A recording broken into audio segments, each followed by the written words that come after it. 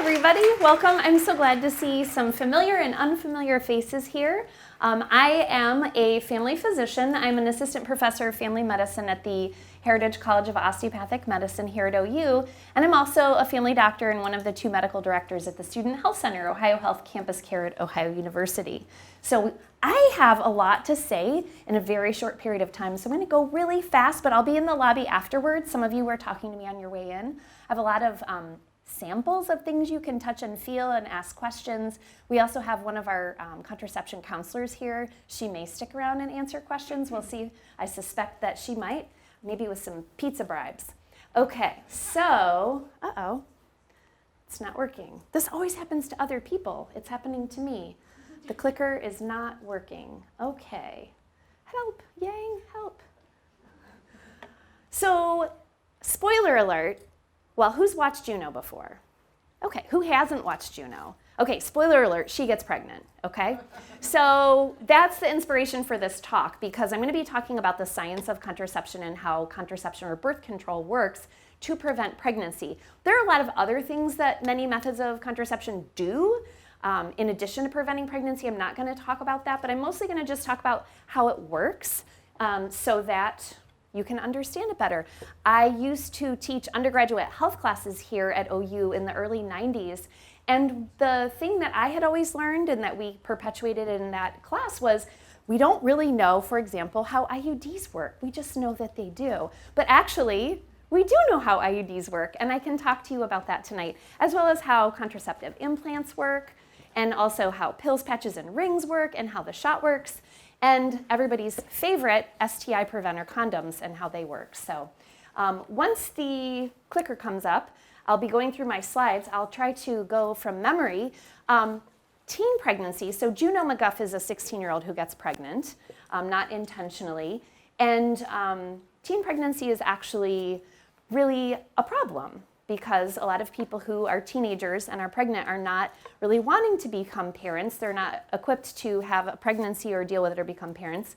And in the developing world, the US actually has the highest rates of unplanned pregnancy among teens. However, that rate is dropping. And in my PowerPoint, you'll see that I cleverly wrote #ThanksBirthControl. And that is a large part of why the teen pregnancy rates in the United States has been dropping. Yay! It's working, sort of. Yeah, it's getting better. Yeah. Thanks. Hello. This is so exciting. It's working.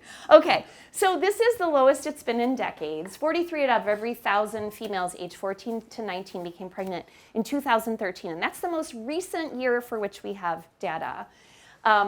So why does this matter? Access, we know that when people are able to control their fertility and plan their pregnancies, they have better access to education, they have the ability to achieve to their full potential and be happy and productive human beings, and they also have better outcomes from a health perspective in the people who give birth as well as the children to whom they give birth.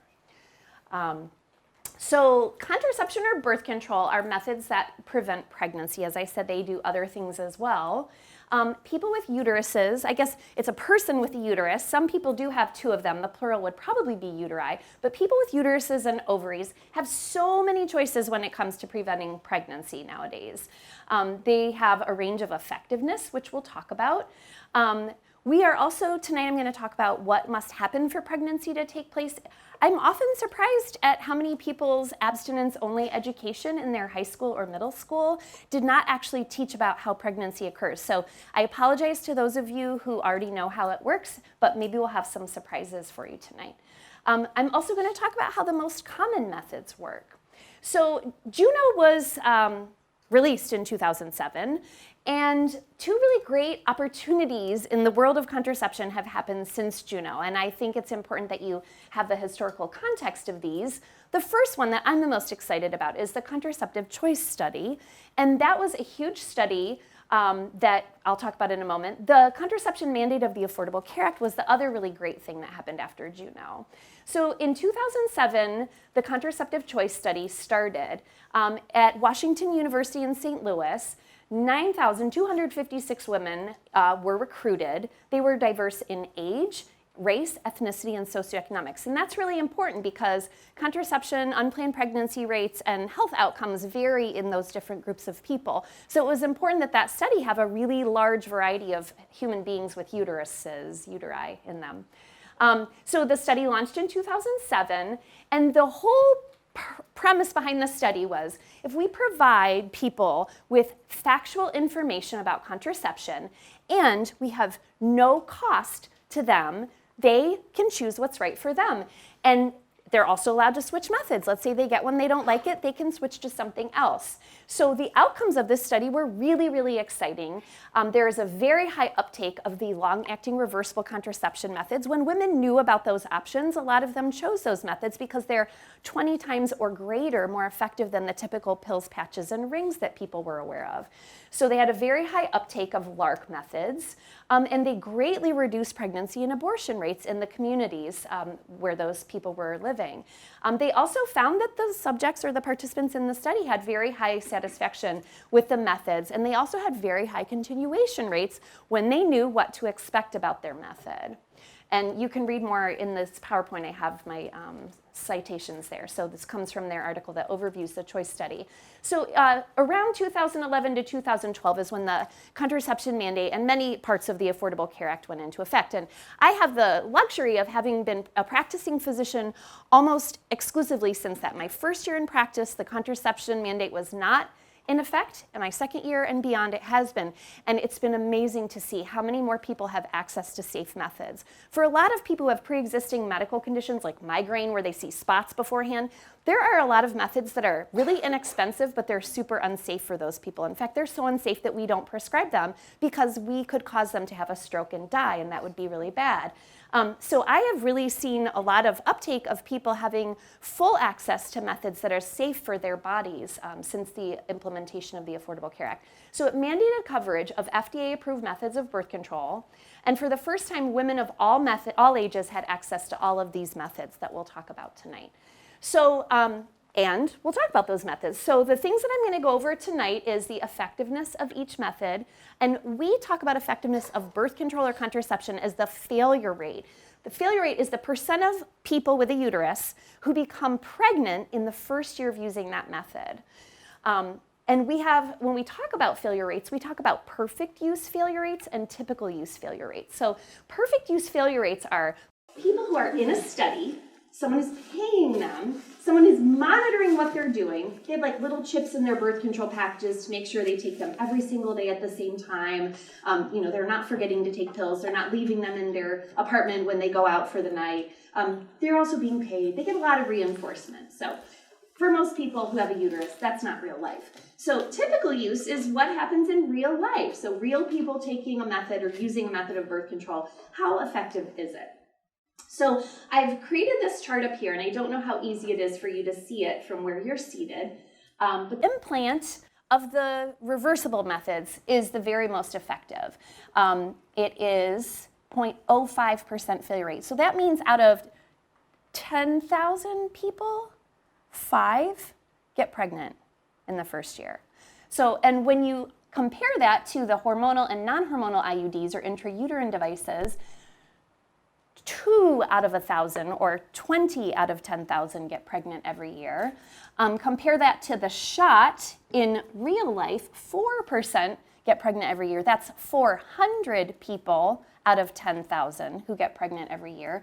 Pills, patches, and rings, 7 to 9%. If you're under the age of 20, that rate is actually doubled. We know that the effectiveness of contraception in younger people is not as great, probably for behavioral reasons. It's just sometimes harder to have routines established when you are under the age of 20, although not true for everyone.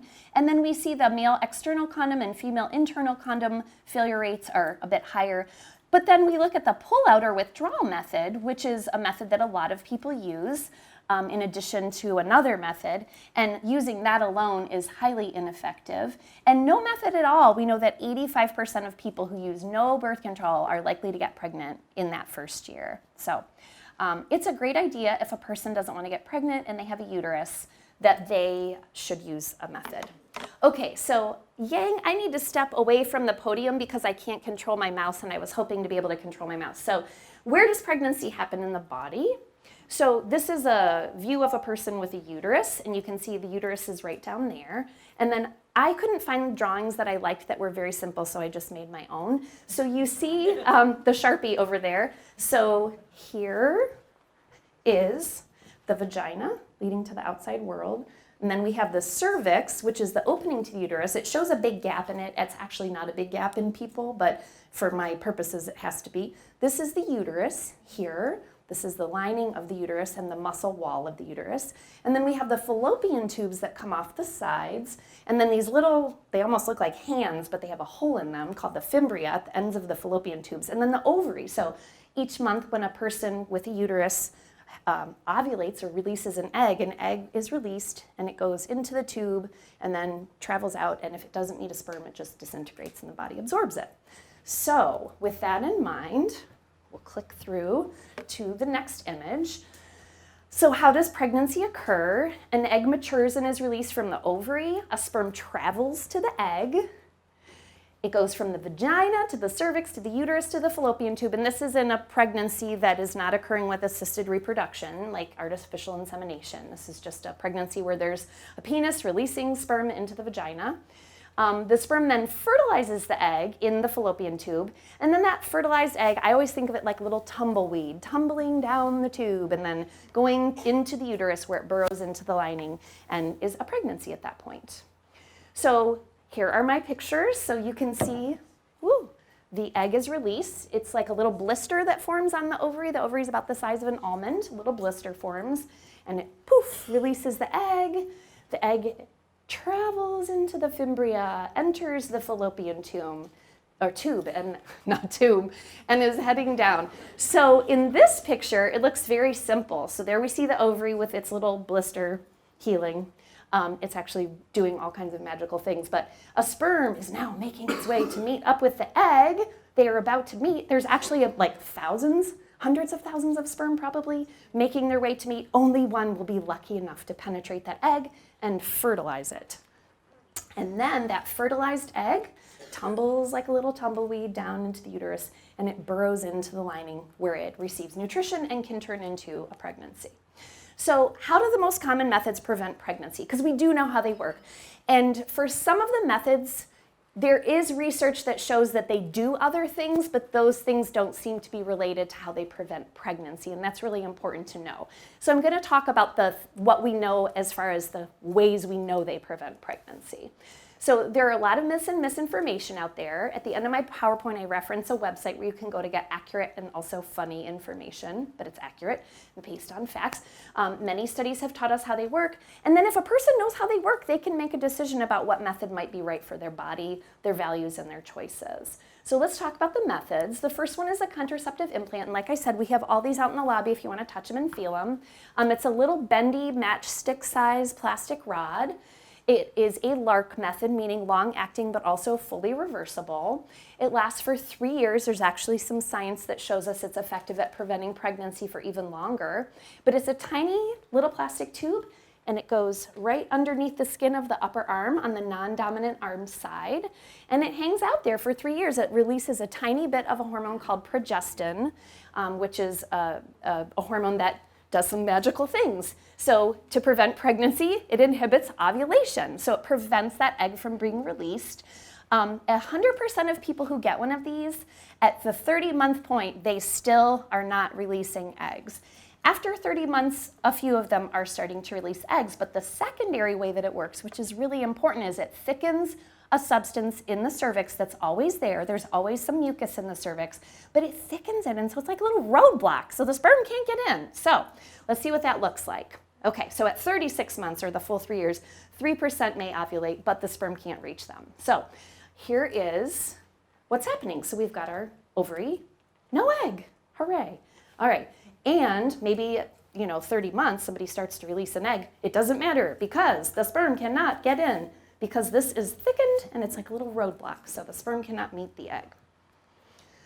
All right, so the IUDs, or intrauterine devices. So this is ones where a lot of my patients have parents who are from my generation or older, where there was an IUD that was really scary, and so they feel a little bit nervous when their kids are like, hey, I'm gonna get an IUD, and their mom's like, no, don't get one, people die and you'll be infertile forever and it's awful. No, the IUDs of today are not like the IUDs from the 80s. There was one in particular that was pretty scary and had some bad things, and the ones today don't do those things, so they're very safe. So intrauterine devices are LARC methods also, those long-acting reversible contraception. They're tiny plastic T-shaped devices. They're very bendy. There are two kinds. There's a hormonal IUD, and you can see it's a little bit bigger than a dime. It releases a small amount of one hormone. There's that progesterone hormone again. And it lasts 3 to 5 years, depending on which one a person gets. And then there's the copper IUD, which for people who don't want any extra hormones, they can use that option. It's the same size as the plastic or the low hormone IUD. That releases copper ions, so it's not actually releasing pieces of copper. If you've taken a chemistry class, you know what ions are. If you haven't, they're super duper duper teeny tiny itsy bitsy things. So, and they're important. The copper IUD lasts 10 or more years. And so the way that they work is they both cause the body to create some substances that decrease the ability of the sperm to move. So remember, that sperm has to travel all the way up through the uterus into the fallopian tube in search of an egg, so it can't. And it also makes them not live as long. Sperm live for about 5 days. Once they're released, they can't live as long, so they die faster. And it also increases the body's ability to remove the sperm via immune system cells. So the same cells that in your body might fight an infection can actually start to remove the sperm from the uterus. The body goes back to not doing that after the IUD is removed. It's not a permanent type of immunity, but it's while the IUD is present that occurs. So let's see what that looks like. So the sperm can't move well, and it doesn't live long. So they're... Poor sperm does not make it over here. And you've noticed that these ovaries are not ovulating or releasing any eggs, but that may not be the case for some of the IUDs. So we'll look at those. So the hormonal IUD, so we're breaking it down into the two types. So the primary way that prevents pregnancy is it thickens the mucus in the cervix. We've heard of this before. I wonder if it's the progestin. Yes, it is. Progestin does that. You'll see that with all the progestin methods. It also, because of it being an IUD in the uterus, it reduces the functions of the sperm that we talked about.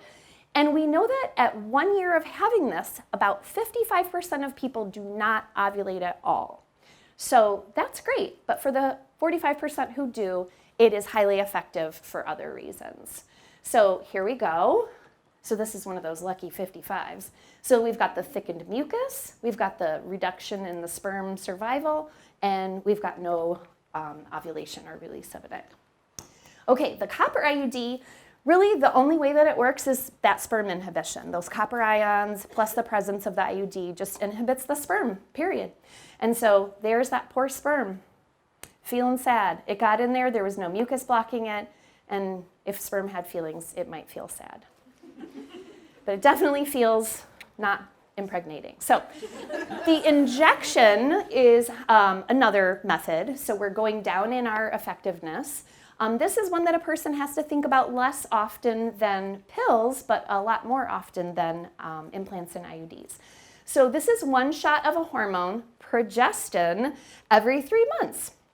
The primary way that it works is mucus. No, it inhibits ovulation. So the amount of hormone in this is actually a little bit higher, quite a bit higher actually, than any of the other methods we've looked at so far. So its primary way is it inhibits ovulation. Secondary? Mucus. Yes, yeah. It thickens the cervical mucus. Good job. All right, you get an A. All right, so here is a picture. We've got no egg and we've got the roadblock. So that poor sperm is just hanging out. Okay, now the other methods that most people are very familiar with are the combined hormonal contraception. So that is also known as pills, patches, and rings. So they contain 2 different hormones, and this is the first time we've seen that, right, in these. So we've got the progestin, and then we've also got something called estrogen. It's either a pill taken every single day, ideally at the same time, or a patch applied to the skin every week, or a ring put in the vagina every month. And it releases those 2 hormones, and it inhibits ovulation. Secondarily, thickens that mucus. So very simple how this works. All right, so no egg is released, thickened mucus, sperm is not successful. All right, progesterone only pills. So why would we make pills that only have progesterone? And why don't all those other methods contain estrogen? I'm not going to go into it in great deal, but there are a lot of people who have medical conditions and estrogen is just not safe for them. And so we don't prescribe it, we don't give it to them because we don't want them to have a stroke and die. Strokes are bad. But the progesterone only pills, this is for a person who wants to take a pill every day or doesn't tolerate the other methods or just feels like this is what they want to do, and that's fine. It contains just the progestin. One pill is taken every day.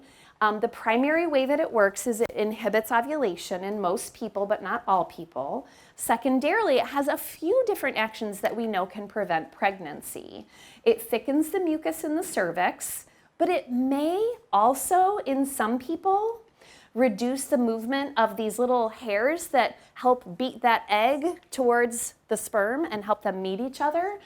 It may also thin the lining of the uterus. So in this method, it is possible that an egg and a sperm meet and get fertilized, and then they go to get burrowed in, and there ain't nothing there for them to burrow into. So it's an inhospitable lining, and so the fertilized egg just disintegrates. Most people who are on progesterone-only pills, studies tell us most people it does not work that way. It works primarily by inhibiting ovulation and thickening the cervical mucus. But you know, there are people for whom it's important to know if an egg gets fertilized or not, because that is their choice and that is their decision. And so this is important information for them. Okay, so no egg release, thickens mucus. There we go. All right, and then, you know, we can't talk about contraception if we don't talk about condoms. They are extremely important. They deserve a special mention because they're the only method that reduces the risk of STIs. None of those other methods do. Sexually transmitted infections are a problem, and they can reduce a person's fertility. And so it's important to use condoms to prevent things like chlamydia and gonorrhea and trick and other stuff.